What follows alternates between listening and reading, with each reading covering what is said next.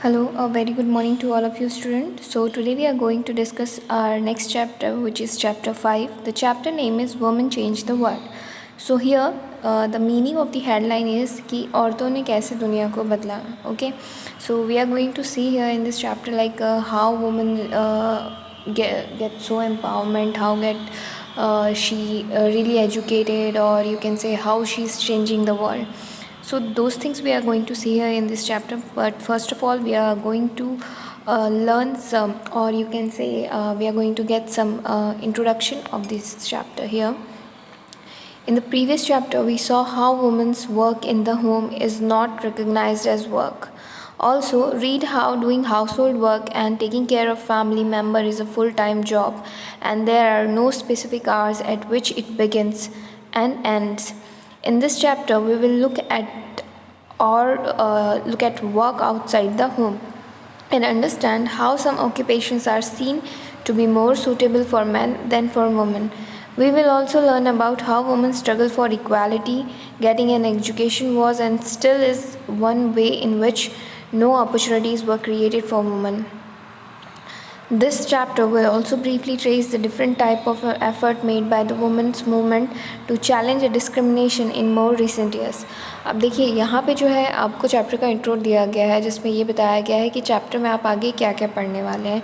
जैसे कि वुमेंस जो हैं कैसे उन्हें पढ़ने में कितनी तकलीफ़ होती थी, तो क्या किस तरह से वो चीज़ चेंज हुई. इसके बाद आपने जैसे पिछले चैप्टर में देखा था किस तरह से लड़कियों को और लड़कों को पालने में बेसिकली उनके बीच में जो परवरिश का फ़र्क होता था, या फिर हम ये भी कह सकते हैं कि किस तरह से इक्वालिटी के लिए जो है स्ट्रगल करनी पड़ी. तो ये सारी चीज़ जो है वुमेंस की वो हम यहाँ देखने वाले हैं. और इसके साथ साथ एक और बात ये भी है कि जो औरतें होती हैं जो घर पे काम कर रही हैं, हाउस होल्ड काम कर रही हैं, उनके काम शुरू होने का तो एक समय फ़िक्स होता है, बट ख़त्म कब होगा इसका टाइम नहीं होता है. तो ये कंटिन्यूसली चलता है. अगर हम उन ऑक्यूपेशंस की बात करें जो मैन या वुमेन कर रही हैं घर के बाहर, तो उनका क्या टाइम है, किस तरह का फ़र्क उनमें किया जा रहा है, और ये सारी चीज़ें जो हैं हम इस चैप्टर में यहाँ आगे देखने वाले हैं.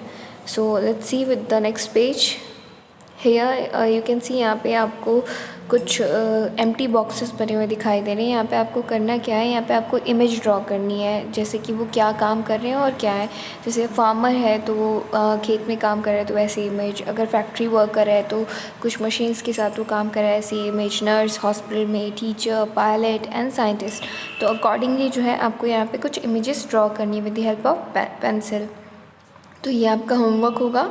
Now see what images your class drew by filing in the timetable and add up the number of male and female images separately for each occupation.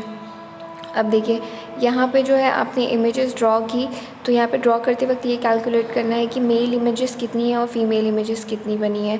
तो मतलब बेसिकली जैसे आपके क्लास को होमवर्क दिया है मैंने, तो इन सारी चीज़ों को जब ड्रॉ किया है आपने, तो इस टाइम टेबल में हमें ये लिखना है कि कितने मेल लोगों की ड्रॉ की गई है और कितने फीमेल लोगों की ड्रॉ की गई है, और वो काउंट बताना है. इसके बाद कुछ क्वेश्चन जो हैं इस पर किए जा सकते हैं, जो कि आप यहाँ पर ब्लू हेडलाइन में देख रहे हैं. ना हो वैसी यहाँ पे देखिए कुछ औरतें हैं जो क्या कर रही हैं, खेत का काम कर रही हैं. उसके एक इमेज शो की गई है. 83.6% of the working women in India are engaged in agriculture work. अगर हम बात करें हमारे इंडिया के वुमेन वर्किंग की, तो देखिए उसका 83.6% हिस्सा जो है वो वर्किंग वुमेन का एज इंगेज है इन एग्रीकल्चर वर्क में. Then their work include painting, planting, weeding, harvesting and the threshing. और इसमें जो उनके काम्स हैं वो क्या क्या हैं, लाइक प्लांटिंग है, वीडिंग है, हार्वेस्टिंग है एंड थ्रेशिंग है. Yet when we think of a farmer we only think of a man. लेकिन फिर भी जब भी हम सोचते हैं कि फार्मर्स की यानी किसान की बात करते हैं, तो हमें वुमेन का चेहरा ध्यान नहीं आता है. यानी जैसे हमारी माइंड में फ्लैश होता है तो हमें सबसे पहले मेंस के चेहरे ही याद आते हैं.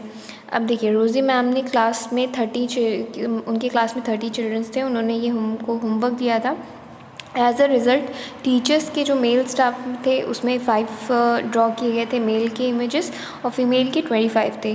फार्मर की अगर बात की जाए तो सभी बच्चों ने मेल की ही बनाए थे, फीमेल के एक भी नहीं थे. फैक्ट्री वर्कर की अगर बात की जाए तो वहाँ पे 25 जो इमेजेस थी वो सिर्फ मेल स्टाफ की थी, और 5 इमेजेस जो थी वो फीमेल स्टाफ की थी। अगर हम नर्स की बात करें तो वहाँ पे मेल स्टाफ में 0 दिखाई देगा, लेकिन फ़ीमेल स्टाफ के लिए 30 है। साइंटिस्ट की अगर हम बात करें तो वहाँ पे 25 साइंटिस्ट की इमेजेस जो थी वो मेल की थी और 5 फीमेल की थी। As same for the pilot के लिए 27 थी, तो फीमेल के लिए क्या थी, सिर्फ 3 थी। तो इस तरह से जो है ये काफ़ी ह्यूज डिफरेंस दिखाई देने को मिला हमें। अब चलिए देखते हैं आगे। Fewer opportunities and rigid expectation. अब देखिए कुछ ही अपॉर्चुनिटीज़ हैं और उसमें भी एक्सपेक्टेशन जो है वो बहुत ही कड़ी है। वो कैसे? A lot of the children in the Rosy ma'am's class drew a woman as nurse and man as a army officer. अब देखिए अगर हम रोज़ी मैम की क्लास की बात करें तो वहाँ पे जितने बच्चे थे उनमें से काफ़ी लोगों ने जो है वुमन की एज अ नर्स ज़्यादा निकाली थी और मैन की as a army officers. The reason they did this because they feel that outside the home too, women are good at only certain jobs. अब देखिए अब उन्होंने ऐसा क्यों किया, क्योंकि उसके पीछे भी एक खास रीज़न है, क्योंकि उन्हें ऐसा लगता है कि वुमेंस जो है एक पर्टिकुलर जॉब करने के लिए ही सूटेबल है, दूसरे किसी जॉब के लिए नहीं। For example many people believe that women make a better nurses because they are more patient and gentle. अब देखिए जिस नर्स की इमेजेस आपको बहुत ज़्यादा देखने को मिली तो इसके पीछे का रीज़न क्या है कि लोगों को ये लगता है, उनको ये विश्वास है कि जो औरतें हैं वो ज़्यादा अच्छा काम कर सकती हैं नर्स का एज़ कम्पेयर टू मैन, क्योंकि वो बहुत ज़्यादा पेशेंट और जेंटल होती हैं। This is link to a women's role within the family similarly. और ये जो रोल है इनका कुछ ना कुछ जो है फैमिली से रिलेटेड भी है सिमिलरली। क्यों? It is believe that the science requires a technical mind and girls and women are not capable of dealing with the technical things. अब देखिए ये ऐसा क्यों माना जा रहा है, क्योंकि साइंस जो है वो ये मानता है, मतलब बेसिकली लोगों का बिलीव ये है कि साइंस जो है ये टेक्निकल माइंड ज़्यादा मांगता है, और गर्ल्स और जो औरतें होती हैं यानी लड़कियां और जो औरतें हैं ये उसके लिए केपेबल नहीं है, यानी किसके लिए? टेक्निकल थिंग्स को करने के लिए ये क्या है? केपेबल नहीं है। Because so many people believe in the stereotypes, many girls do not get the same support that boys do to study and train to become a doctors and engineers। अब देखिए ये जो है क्योंकि काफ़ी सारों का जो है एक रूढ़िवादी विचार है कि सारी गर्ल्स जो हैं उनको सेम सपोर्ट नहीं मिलता है अगर उनको स्टडी करना है तो मतलब उन्हें ट्रेन ही नहीं किया जाता है, उन्हें इस तरह से इंस्पायर सपोर्ट नहीं किया जाता है कि वो डॉक्टर बन सकती है, इंजीनियर बन सकती है। मोस्ट फैमिली में क्या होता है, once girl finish the school they are encourage by their family to see marriage as their main aim in life. अगर मतलब कई फैमिलीज़ में आपने ऐसा देखा होगा जैसे ही एक बच्ची की स्कूल ख़त्म होती है तो मैनी फैमिलीज़ क्या करती हैं, वो इस चीज़ के लिए एनकरेज करना शुरू करती हैं कि आपको जो है एक टाइम के बाद शादी करनी है, तो उसके लिए आपको पहले से सारे हाउस होल्ड वर्क जो भी डोमेस्टिक थिंग्स हैं ये सारी चीज़ें सिखाना है, उसमें प्रोफेशनल होना है, तो ये सारी चीज़ें जो है उन्हें पढ़ाई और सिखाई जाती हैं। Breaking a stereotype. अब देखिए ये जो रूढ़िवाद चल रहा है इसे ब्रेक करना बहुत ज़्यादा ज़रूरी है, यानी ख़त्म करना ज़रूरी है। Engine drivers are men, but 27-year-old Lakshmi Lakra from a poor tribal family in Jharkhand has begun to change the things। अब देखिए जो इंजन ड्राइवर्स होते हैं ट्रेन के वो ज़्यादातर हमेशा मैन ही होते हैं, लेकिन 27-year-old जो लक्ष्मी लकरा थी इनका नाम है, जो कि एक ट्राइबल फैमिली से बिलोंग करती थी और वो झारखंड में रहती थी, इन्होंने इन सारी चीज़ों को बदल दिया। She is the first woman engine driver for northern railway. और वो जो थी ये पहली इंजन ड्राइवर बनी नॉर्दर्न रेलवे के लिए। Lakshmi's parent are not literate but they struggle and overcame many hardships to make assure that children got an education.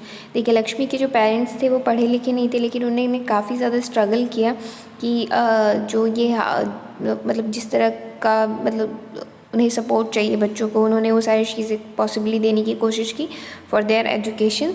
And Lakshmi studied in the government school. Even in school Lakshmi help with the house work and did odd jobs. और इसके साथ साथ जो है उन्होंने school में पढ़ाई भी की है, पर घर के हाउस वर्क्स जो है उसमें भी उन्होंने हेल्प किया और कई सारे और जॉब्स भी किए हैं। She studied hard and did well and then went on to the get a diploma in electronics. और उन्होंने काफ़ी ज़्यादा हार्ड वर्क किया और उसके बाद जो है उन्होंने इलेक्ट्रॉनिक्स में डिप्लोमा लिया।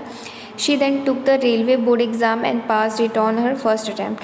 और उन्होंने फिर जो है रेलवे की एग्ज़ाम दी और फर्स्ट अटैम्प्ट में उन्होंने क्लियर किया। Lakshmi says, I love challenges and moment somebody says it's not for girls, I make sure I go ahead and I do it when she wanted to take an electronics when she rode a motorcycle at the polytechnic, and when she decided to become an engineer driver. Her philosophy is simple: as long as I am having fun without harming anyone, as long as I am doing well, I am helping my parents, why should I not lead the lifestyle of my choice. अब देखिए यहाँ पे उनकी thinking के बारे में बताया गया है कि किस तरह से उन्होंने बेसिकली अपने करियर को चूज़ किया।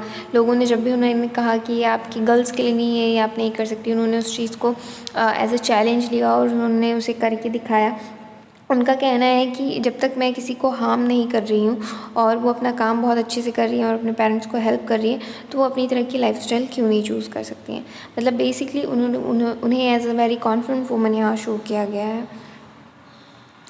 अब चलिए हम देखते हैं आगे। It is important to understand that we live in a society in which all children face a pressure and from the world around them. अब देखिए यहाँ पे बताया गया है कि ये इंपॉर्टेंट है अंडरस्टैंड करने के लिए कि हम एक ऐसी सोसाइटी में रह रहे हैं जहाँ चिल्ड्रंस को जो है बहुत ज़्यादा प्रेशर जो है वो देखना पड़ता है उनके आसपास। Sometimes this come in the form of demands from adults. अब समटाइम्स जो है ये कैसी डिमांड्स एज अ अडल्ट जो है हम डिमांड करते हैं बच्चों से, तो उन्हें समझ में आती है कि उनकी मतलब हमारे बड़ों की क्या एक्सपेक्टेशन है, हमें क्या करना है। At other times they can just be because of unfair teasing by our own friends। और कई बार जो है बच्चों को कई तरह से टीज़ किया जाता है जो उनके खुद के फ्रेंड्स हैं उस सीट में। Boys are pressurised to think getting a job and that will pay a good salary. जैसे बॉयज़ हैं उन्हें बहुत ज़्यादा प्रेशराइज इसलिए किया जाता है कि वो एक अच्छा जॉब ले लें ताकि उसे एक अच्छी सैलरी मिले। They were also teased to bullified if they do not behave like the boy। और इसके साथ साथ लड़कों को और भी चीज़ों के लिए टीज़ किया जाता है, जैसे अगर वो एक बॉय है तो उन्हें बॉय की तरह ही बिहेव करना है, like very strong aggressive and वो रो नहीं सकते। You may remember that in your class 6th book you read about the how boys and at an early age are encouraged not to cry in front of others। जैसे कि अगर आप class 6 की book में आपने जो पढ़ा उसमें आपने देखा होगा कि जो हमने पढ़ा था कि जो बॉयज़ होते हैं उन्हें किसी के सामने रोना नहीं है, ये बताया गया था इन फ्रंट ऑफ अदर्स। अब देखिए ज़ेवियर वॉज हैप्पी, यहाँ पे एक स्टोरी बताई गई है, चलिए हम देखते हैं उस स्टोरी में क्या बताया गया है।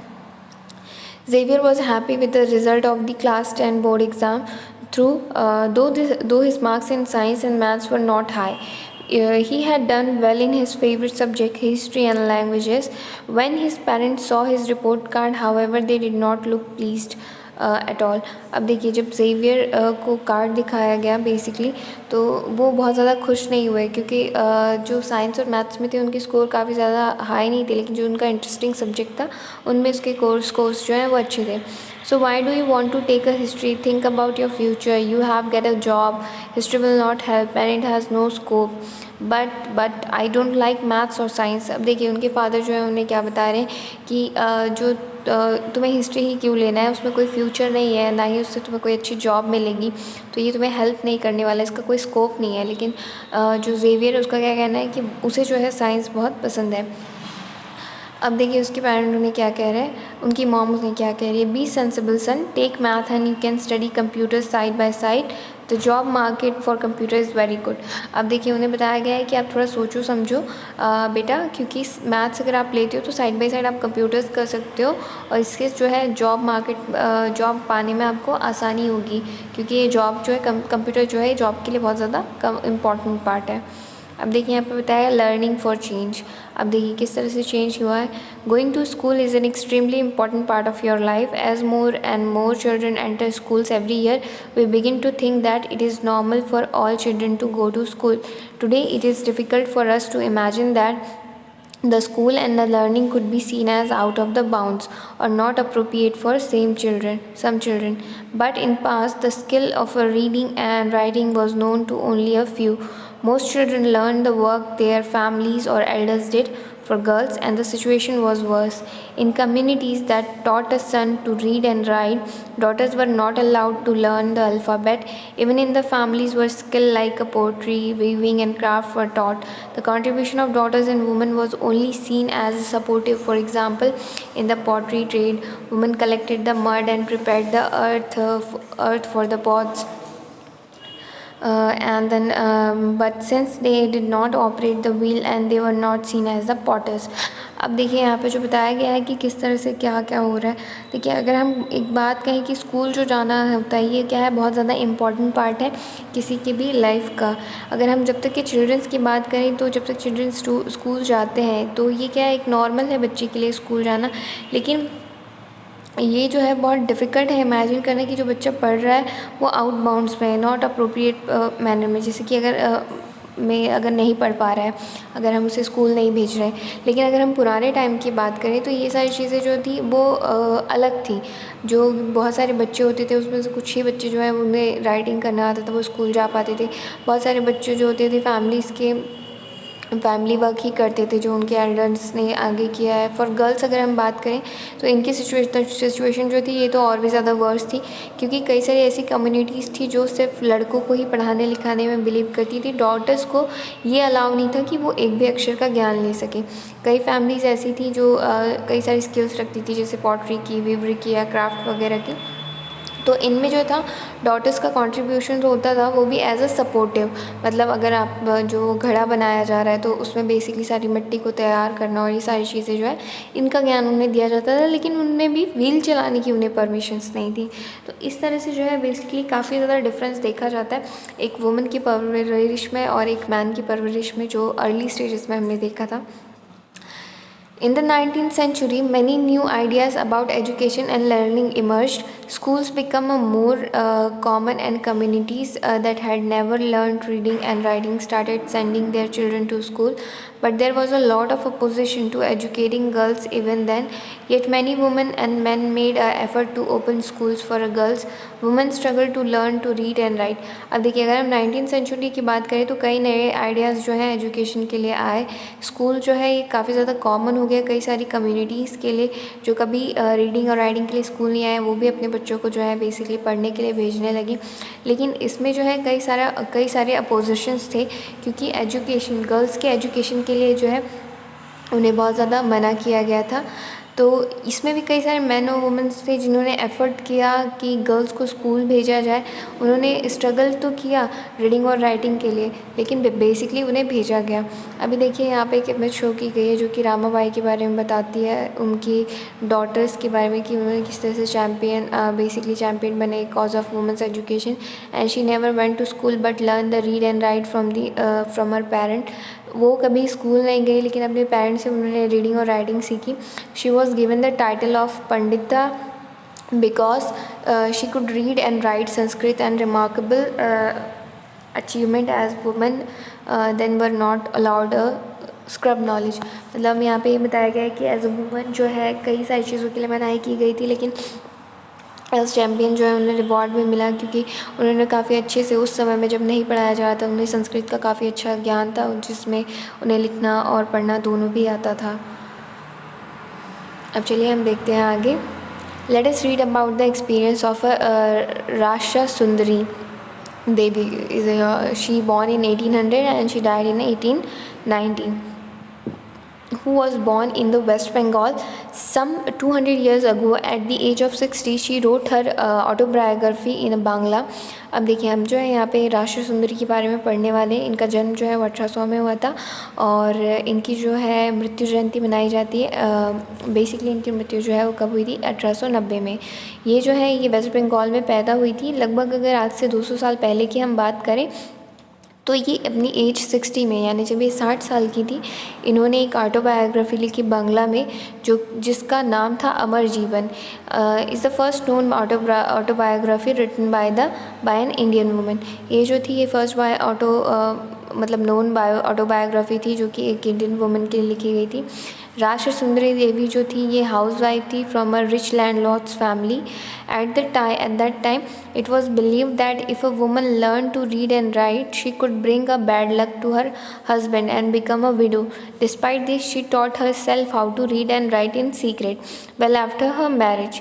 अब देखिए यहाँ पे जो राशा सुंदरी की अगर हम बात करें तो एक काफ़ी रिच लैंडलॉर्ड फैमिली से थी, यानी काफ़ी अच्छी ज़मींदार फैमिली से थी। उस टाइम पे जो है ये मान्यता थी, या हम कह सकते हैं इस तरह की धारणा थी कि जो भी लड़की या औरत है, अगर वो पढ़ना लिखना सीख जाती है तो वो अपने हस्बैंड के लिए क्या है, एक बैड लक लेके आएगी और वो बहुत जल्दी विधवा हो जाएगी। और इस तरह की धारणा की वजह से जो है वो बेसिकली चीज़ों को सीख नहीं पाई, लेकिन आफ्टर हर मैरिज जो है उन्होंने सीक्रेटली जो है लिखना पढ़ना सीखा। I would start working at dawn. ये जब पढ़ना जो है ये काफ़ी सुबह सुबह शुरू करती थी। डॉन का मतलब होता है काफ़ी सुबह, यानी काफ़ी जल्दी वाली morning, early morning. And I would still be at it until beyond the midnight. I had no rest in the between, and I was only a 14 years old at that time. I came to nurture a great longing. I would learn to read, and I would read a religious manuscript. अब देखिए ये जो है इनको बिल्कुल भी rest करने का टाइम नहीं मिलता था। इनका जो बिटवीन का टाइम पीरियड होता था इसी में जो है ये बेसिकली सब कुछ पढ़ना और लिखना जो है सीखती थी। यहाँ पे जो है उनके बारे में बताया गया है, रोकेया शेखावत हुसैन के बारे में, जो कि उनका जो लेडी लैंड के नाम से भी उन्हें बेसिकली जाना जाता है। तो हम यहाँ पे पढ़ेंगे। देखिए, जो रोकेया शेखावत थी हुसैन, इनका 1880 में बॉर्न हुई थी, 1932 में इनका डेथ हुआ था। I was born into a rich family who owned a lot of land, though she though she knew how to read and write Urdu, she was stopped from learning a Bangla and English. In those days, English was seen as a language that would expose a girl to the new ideas which people thought were not correct for them. Therefore, it was mostly boys and who were taught English. Rokia learnt and to sister. She went on to become a writer, and she wrote a remarkable story titled A Sultan's Dream in 1905 to practice her English skill when she was a merely 25 years old. This story imagined a woman called the Sultana, who reaches a place called a lady land, and the lady land is a place where a woman had no freedom to study, work, and create interventions. It's like controlling a rain from these clouds and flying air cars. In this lady land, the men had been sent into a seclusion. Their aggressive guns and the other weapons of a war defeated by the brain power of a woman. As a sultana travel in a lady land with a sister Sarah, she awakes to realize that she was only dreaming. अब देखिए यहाँ पे basically बताया गया कि as a lady भी उन्हें जो है कितनी सारी प्रॉब्लम जो है उन्हें फेस करनी पड़ी, और किस तरह से उन्होंने बेसिकली वो एक अच्छी रिच फैमिली से बिलोंग करती थी। उन्होंने उर्दू तो सीखा था, बट उन्हें इंग्लिश और बंगला लैंग्वेज जो है सीखने की परमिशन नहीं थी, क्योंकि अगर वो इंग्लिश सीखती हैं तो कहीं ना कहीं जो है ये डर था कि वो इंग्लिश कल्चर भी जो है थोड़ा थोड़ा सीखने लगेंगी। तो इस बारे में ही यहाँ पे जो है बताया गया है। Now back to the main point. Unlucky, जैसे कि हमने बताया कि जो उन्हें रिलीजियस मैन्युस्क्रिप्ट जो थी राशि सुंदरी वो ये पढ़ती थी, और उन्होंने बताया I was unlucky in those days women were not educated. और क्योंकि वो अनलकी थी क्योंकि उस समय जो है औरतों को एजुकेशन नहीं मिलती थी। Later I began to resent my own thoughts, और उसके बाद जो है उन्होंने अपनी थाट्स को ही बेसिकली रीसेंट करना सोचना यानी शुरू किया। What is wrong with me, कि उनके साथ ये क्या गलत हो रहा है, मतलब क्या ये गलत कर रही हैं। Woman do not read, how will I do it. तो वुमन को अगर नहीं रीड करना है तो मैं कैसे कर सकती हूँ। Then I had a dream and I was reading a manuscript of a Chaitanya Bhagat, the life of Sant. Later in the day, as I sat cooking in the kitchen, I heard my husband say to my eldest son, Bipin, I have left my Chaitanya Bhagat here. When I ask for it, I bring it in. अब देखिए उसके बाद जो है उन्होंने उस दिन dream किया चैतन्य भगत के बारे में एक स्टोरी के, और दूसरे ही दिन जब वो खाना बना रही थी तो उस वक्त जो है उनके हस्बैंड के मुँह से उन्होंने सुना कि उनके बड़े बेटे से बात करते हुए कि बिपिन मैंने अपनी जो चैतन्य भगत है वो यहाँ छोड़ी है, और जब भी मैं मांगूंगा तो मेरे लिए लेके आ जाना। He left the book there and went away, और उन्होंने किताब वहाँ छोड़ी और चले गए। When the book had been taken inside, I secretly took out a page and hid it carefully. It was a job hiding it, for nobody must find in my hands. My eldest son was practicing his alphabet at that time, and I hid one of them as well. At times, I went over that, I trying to match a letter from that page with the letters that I remembered. I also tried to match the words with those that I would hear in the course of my days. With tremendous care and effort, over a long period of time, I learned how to read. और basically जो उन्होंने page उन्होंने का एक page जो है उसमें से काफ़ी मुश्किल से निकाला और उसे बचा के रखा, और काफ़ी टाइम बाद जो है बेसिकली उन्होंने उस चीज़ को रीड करना सीख लिया. After learning the alphabet, Rasha Sundari Devi was able to read the Chaitanya Bhagat though her own writing. She also gave the world an opportunity to read about the woman's life in those days. Rasha Sundari Devi wrote about her everyday life experience in detail. There were days when she did not have a moment's rest, no time even sit down and eat.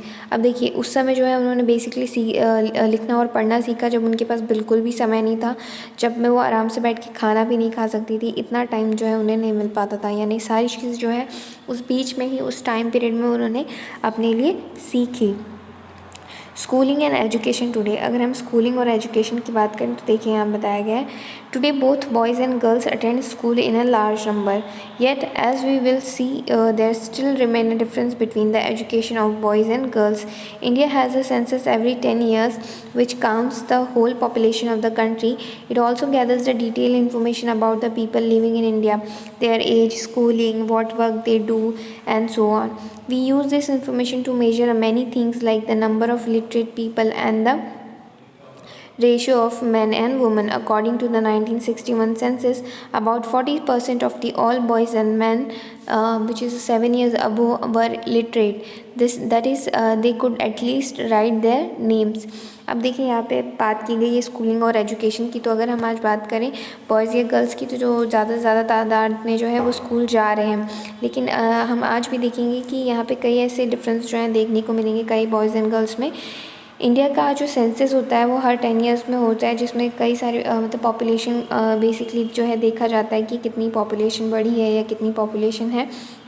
तो कई सारी information जो है उसके साथ साथ gather की जाती है, जैसे कि उनकी एज, स्कूलिंग या क्या काम वो करते हैं. तो इस बेसिस पे जो है एक मेजरमेंट निकाला गया है कि कितने नंबर ऑफ़ पीपल जो हैं वो लिटरेट है. तो अगर हम रेशो की बात करें जो कि मैन और वुमेन की है, तो 1961 की अगर हम बात करें तो 40% जो है सारे बॉयज़ या मैंस में से जो कि 7 year old से अबो तक के हैं, ये लिटरेट थे, लेकिन वो सिर्फ़ और सिर्फ अपना नाम लिख सकते थे, इतना ही उन्होंने पढ़ा था.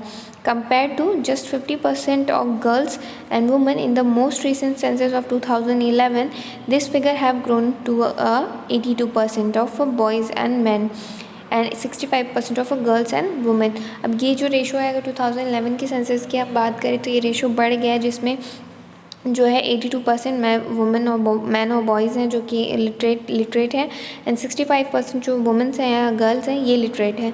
दिस मीन्स दैट की proportion both man and women who are now able to read and have least some amount of schooling has increased, but as you can also see the percentage of a male group is still higher than the female group. The gap has not gone away.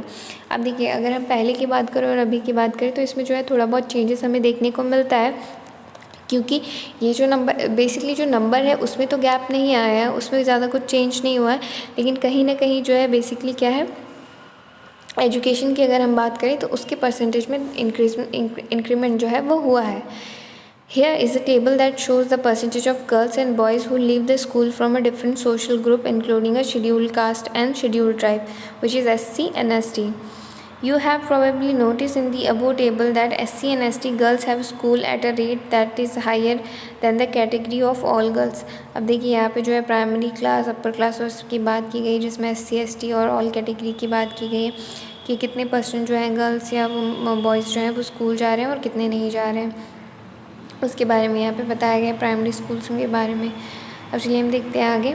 There are several reasons why children from a Dalit, Adivasi and the Muslim community leave school. अब देखिए यहाँ पे बताया गया कि ऐसे कई सारे several reasons हैं जो कि जिसकी वजह से आदिवासी या फिर जो दलित हैं या फिर मुस्लिम कम्युनिटी के बच्चे हैं वो स्कूल क्यों छोड़ देते हैं. In many parts of the country, especially in the rural and the poor areas, there may not even be a proper schools nor teachers who teach on a regular basis. देखिए यहाँ पे कई reasons, जैसे कई सारे schools जो हैं वहाँ पे रूरल एरिया में, जहाँ पे काफ़ी पुअर एरिया है, वहाँ पे स्कूल्स जो है वो प्रॉपर नहीं है, वहाँ पे टीचर्स जो हैं बहुत ज़्यादा नहीं है, तो उन्हें रेगुलर बेसिस पे जो है क्या है वो क्लासेस नहीं मिल पाती हैं. is not close to people's home and there is no transport like buses or vans, parent may not be willing to send their girls to school. अब देखिए कई ऐसी जगह है जहाँ पे बच्चों जो स्कूल है वो घर से काफ़ी दूर है, वहाँ के लिए कोई बसेस या वैन्स की फैसिलिटी नहीं है, तो माँ बाप भी क्या है इतनी ज़्यादा चाह नहीं रखते हैं बच्चे को स्कूल भेजने के लिए. मैनी फैमिलीज़ जो है many families are too poor and unable to bear the cost of educating all their children. और कई सारी फैमिलीज़ ऐसी है जो कि काफ़ी पुअर है और ये इतना कॉस्ट जो है वो स्पेंड नहीं कर सकती चिल्ड्रन को एजुकेट करने के लिए. बॉयज़ में get a preference in this situation. लेकिन इस अगर ऐसी सिचुएशन की हम बात करें तो इसमें जो है बॉयज़ को जो है पहला प्रेफरेंस मिलता है. Many children also leave school because they are discriminated against by their teacher. कई सारे बच्चे जो है स्कूल इसलिए भी छोड़ देते हैं क्योंकि वो जो टीचर्स हैं उनके द्वारा बेसिकली डिस्क्रिमिनेट किए जाते हैं और या फिर हम उसकी क्लासमेट की बात करें. Just like Om Prakash Valmiki was, जैसे कि हमने ओम प्रकाश वाल्मीकि की स्टोरी पढ़ी थी उसी तरह. अब हम देखेंगे देखिए ऑल बॉयज़ कैटेगरी बताई गई है जिसमें बेसिकली जो बॉयज़ जो परसेंटेज है स्टडी का किस तरह से है स्कूल जाने के लिए, जिसमें 4.36 है. अगर एसटी बॉयज़ की बात करें तो विच इज़ अ 7.02%. अब हम देखेंगे वुमेंस मूवमेंट. अब वुमेंस मूवमेंट में क्या है चलिए देखते हैं हम आगे. Women and girls now have the right to study and go to school. There are the other spheres like legal reform, violence and health where the situation of a woman and girls has improved. अब देखिए women या girls की अगर हम बात करें तो ये उनका क्या है राइट टू स्टडी उनका हक है और स्कूल जाना भी जो है उनका हक है. लेकिन अगर हम अदर स्पीयर्स की बात करें जैसे लीगल रिफॉर्म की तो वायलेंस और हेल्थ भी जो है इसमें मैटर करती है, जहाँ पे सिचुएशन जो है वुमेंस की और गर्ल्स की काफ़ी ज़्यादा इम्प्रूव हुई है. जिस तरह का वायलेंस हो रहा है या कई सारी और लीगैलिटीज़ की हम बात करें तो यहाँ पे क्या पहले के मुकाबले काफ़ी ज़्यादा बेहतरी हमें देखने को मिलती है. These changes have not happened automatically. और ये जो चेंजेस हैं ये ऑटोमेटिकली नहीं हुए हैं. वुमेन इंडिविजुअल जो है ये कलेक्टिवली क्या है इन्होंने काफ़ी ज़्यादा स्ट्रगल किया है और इस सारे चेंजेस में ये स्ट्रगल जो है ये नोन करता है वुमेंस के मूवमेंट के लिए. इंडिविजुअल वुमेन जो है women's organisation from a different parts of the country are the part of movement. कई सारी वुमेन जो है डिफरेंट ऑर्गेनाइजेशन से बिलोंग करती है जो कंट्री के डिफरेंट पार्ट से बिलोंग करती है, लेकिन उनका मूवमेंट जो है इसमें काफ़ी ज़्यादा हेल्पफुल रहा है. Many man support the women's movement as well. और कई सारे ऐसे आदमी थे जो वुमेंस मूवमेंट को उन्होंने सपोर्ट भी किया है. The diversity passion and the effort of those involve makes it very vibrant movement. Different strategies have been use to spread awareness, fight discrimination and seek justice. Here are some glimpses of this struggle. अब यहाँ पे देखिए कुछ झलक दिखाई गई उन struggles के बारे में. नाउ हम देखेंगे कैंपेनिंग. कुछ कैंपेनिंग की गई है, चलिए देखते हैं आगे. Campaigns to fight discrimination and violence against the women are an important part of the women's movement. Campaigns have also led to a new laws. अब चलिए देखते हैं हम आगे. जैसे कि बताया गया है कि कई सारे जो कैंपेन्स है ये डिस्क्रिमिनेशन जिस तरह का हो रहा है या वायलेंस जो किया जा रहा था वुमेंस के अगेंस्ट, ये सारी चीज़ों को उस कैंपेन का बेसिक पार्ट बनाया गया था, इंपॉर्टेंट पार्ट. और इस कैंपेन की वजह से जो है कई सारे नए लॉज जो हैं वो भी पास हुए हैं. जो लॉ बनाए गए हैं 2006 में उसमें जो है वुमेंस ने काफ़ी सारे जो है फिज़िकल एंड मेंटल वायलेंस के बारे में बताया जो कि घर में उनके साथ होती थी, या डोमेस्टिक वायलेंस की बात करें तो इसके लिए जो है कई सारे ऐसे लीगल प्रोटेक्शन जो है वुमेंस के लिए आ पाए और इस वजह से जो है काफ़ी ज़्यादा बेहतरी जो है वो देखने को मिली. Similarly, efforts जो है made by the women's movement led the Supreme Court to formulate a guidelines in the 1997 to protect a woman against a sexual harassment at the workplace and within the educational institution. अब देखिए कई सारे जो है efforts यहाँ पे बताए गए हैं जैसे वुमेंस के बारे में, जो कि सुप्रीम कोर्ट ने कई सारी गाइडलाइंस जो है 1997 के बाद वुमेंस के लिए पास किए हैं, जिसके अंदर सेक्सुअल हरासमेंट जो है वर्क प्लेस में या एजुकेशनल इंस्टीट्यूशन में, इन सब के ख़िलाफ़ जो है हम कई सारी चीज़ें जो है वो क्या है कर सकते हैं. In the 1980s, for example, women's group across the country spoke out against a dowry death. अब देखिए 1980 के अगर हम बात करें तो वुमेन के कई सारे ग्रुप हैं जो कि कंट्री के अगर हम देखें तो उसमें जो है डाउरी डेथ के बारे में, cases of a young bride being murdered by their in-laws for husbands for a greedy more dowry. Women's group spoke about against the failure to bring these cases of justice. They did not by coming to the streets, approaching the court, and by sharing information eventually. And this became a public issue in a newspaper and society. And the dowry law was changed to punish a family who seek the dowry। अब देखिए basically यहाँ पे क्या बताया गया है, अगर 1980s की हम बात करें तो उस टाइम से लेके जो है, अगर हम करंट सिचुएशन की बात करें, कुछ टाइम पहले तक जो है डाउरी के लिए वुमेंस की जो है काफ़ी ज़्यादा डेथ होती थी। कई ऐसी जो हम बात करें कि अगर कई सारी ऐसी यंग वुमेंस होती थी जिनकी जस्ट शादी हुई है, उसके बाद उनकी फैमिली से, इन लॉ से काफ़ी प्रेशर आता था बिकॉज ऑफ देयर ग्रीडीनेस, उन्हें और डाउरी चाहिए थी, यानी और भी ज़्यादा दहेज चाहिए होता था। तो इस तरह से कई सारे प्रेशर्स और वायलेंस जो है क्रिएट किए जाते थे, कई लोगों की हत्या कर दी जाती थी। तो इस वजह से जो है काफ़ी सारे नए लॉज भी पास हुए हैं ताकि जो ऐसी फैमिली है जो डाउरी के लिए सीख करती है, कुछ और करती है, तो उन्हें जो है काफ़ी अच्छी खासी कड़ी पनिशमेंट दी जा सकती है। रेजिंग अवेयरनेस, अब अवेयरनेस जो है काफ़ी ज़्यादा बढ़ाई गई है। देखिए वहाँ पे उसके बारे में बताया गया है, an important part of the women's movement work is to raise a public awareness on the women's right issue. Their message has been spread through a street plays songs and public meetings. अब देखिए जो awareness की अगर हम बात करें तो awareness जो है कुछ इस तरह से बढ़ाया गया, जैसे वुमेंस की बात करें तो कई सारे ऐसे वर्क हैं जिसमें पब्लिक अवेयरनेस को बढ़ावा दिया गया है। कई सारे ऐसे इश्यूज़ हैं जिसमें लोगों को मैसेज स्प्रेड किया गया है, स्ट्रीट प्ले किया गया है, सॉन्ग्स या पब्लिक मीटिंग्स रखी गई हैं जिसके अंदर क्या है, लोगों के बेसिकली अवेयरनेस रेज़ की गई है कि उनके साथ अगर कुछ गलत हो रहा है तो बेसिकली उनको क्या करना है, क्या उनके साथ हो रहा है, जो चीज़ वो सही है या गलत है, उनके बारे में उन्हें क्या है अवेयरनेस बताई जा रही है। प्रोटेस्ट किया गया, तो देखिए यहाँ पे प्रोटेस्टिंग को लेके कुछ चीज़ें बताई गई हैं। जो वुमेंस है, जो the women's movement raises its voice when the violation against the women take place. For example, when a law or a policy act against their interest, public rallies and the demonstration are very powerful way of drawing attention to the injustice। अब देखिए जो women powers की अगर हम बात करें, जो यहाँ पे कई सारी लॉ और पॉलिसीज़ जो हैं वो लाई गई हैं उनके इंटरेस्ट के लिए, एंड जो भी पब्लिक रैलीज़ है, डिमॉन्स्ट्रेशंस है, वो भी काफ़ी ज़्यादा पावरफुल जो है, पावरफुली वो एक्सप्रेस कर सकती हैं जो भी उनके साथ इनजस्टिस हो रहा है, ताकि उनका अटेंशन जो है वो ड्रॉ किया जा सके उस तरह से। शोइंग द सॉलिडेरिटी, तो women's movement is also about showing solidarity with the other women and causes. अब देखिए यहाँ पे बताया गया है कि वुमेन का जो मूवमेंट है किस तरह से सॉलिडेरिटी बता सकता है और भी वुमेंस के लिए। So below, on 8th March, International Women's Day, women all over the world come together to celebrate और renew their struggle। अब देखिए सारी वुमेंस जो है 8 मार्च के दिन, जो कि इंटरनेशनल वुमेंस डे है, उस दिन आके उन्होंने किस तरह से स्ट्रगल करना और सारी चीज़ें की, तो उस पर एक मीटिंग रखी है, उसकी फ़ोटो जो है यहाँ पे ली गई है। तो देखिए बेसिकली इस चैप्टर का मैं एक ब्रीफ स्टोरी आपको अगर बता दूँ तो ये चैप्टर किस चीज़ के बारे में था।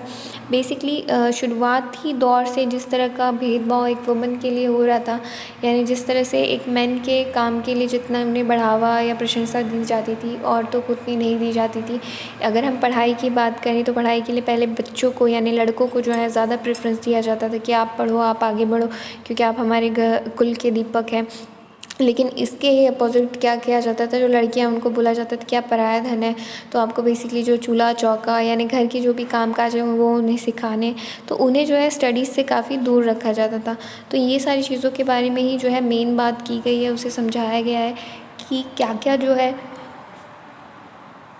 औरतों के साथ गलत हो रहा था, और धीरे धीरे जो है इसमें किस तरह से चेंजेस आए। जो औरतें हैं या लड़कियां हैं, उनके लिए स्टडीज़ के लिए जो है काफ़ी ज़्यादा नए लॉ पास किए गए, उन्होंने पढ़ना लिखना सीखा। कई ऐसे जो है उभरती हुई औरतें आईं जो कि काफ़ी सीक्रेटली पढ़ती थी, but still they were very well and they got a reward for their studies. तो ये सारी चीज़ें धीरे धीरे क्या हुई, टाइम के साथ बदलती चली गई। तो इस तरह से जो ये चैप्टर की हेडिंग थी वो काफ़ी ज़्यादा खुद को डिफ़ाइन करती है कि किस तरह से वुमेंस ने जो है बेसिकली पूरी कंट्री को या हम कह सकते हैं लाइफ को चेंज किया है। तो इसी के बारे में चैप्टर था, एक वुमेन एम्पावरमेंट को लेके कि किस तरह से लोगों ने सहयोग किया है, किस तरह से लोगों ने इस सारी चीज़ों को काफ़ी ज़्यादा सपोर्ट दिया है ताकि वुमेन को एजुकेशन जो है वो ज़्यादा से ज़्यादा मिल सके। आई होप ये चैप्टर आपको समझ में आ गया है। In case if you have any doubt regarding this you can ask me any time. Thank you for the day.